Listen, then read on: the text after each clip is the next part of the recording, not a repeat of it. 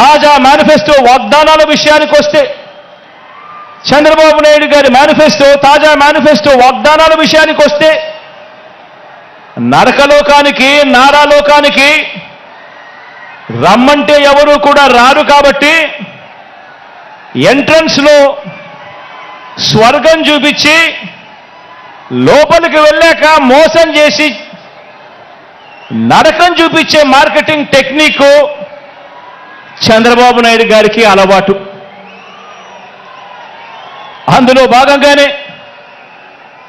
భాగంగానే చంద్రబాబు నాయుడు గారు ఈ మధ్యకాలంలో మేనిఫెస్టో అని కిచిడి వాగ్దానాలన్నీ కలిపాడు. కర్ణాటకలో నుంచి కొన్ని, తెలంగాణలో నుంచి కొన్ని, అన్ని రకాల మేనిఫెస్టోలన్నీ వాళ్ళ హామీలన్నీ కలిపి ఒక కిచిడి మేనిఫెస్టో తీసుకొచ్చాడు. ఆ కిచిడి మేనిఫెస్టో తీసుకొచ్చిన ఈ చంద్రబాబు అందులో భాగంగా వాళ్ళు చూపించే గ్రాఫిక్స్, అందులో భాగంగా వాళ్ళు నడిపించే ఎల్లో మీడియా డిబేట్లు, వారు చేసే ప్రచారాలు ఆలోచన చేయమని అడుగుతా ఉన్నాను. ఇదే పెద్ద మనిషి చంద్రబాబు నాయుడు గారు చేసే వాగ్దానాలకు శకుని చేతిలో పాచికలకు తేడా ఏమైనా ఉందా అని ఆలోచన చేయమని అడుగుతా ఉన్నా మిమ్మల్ని అందరినీ కూడా.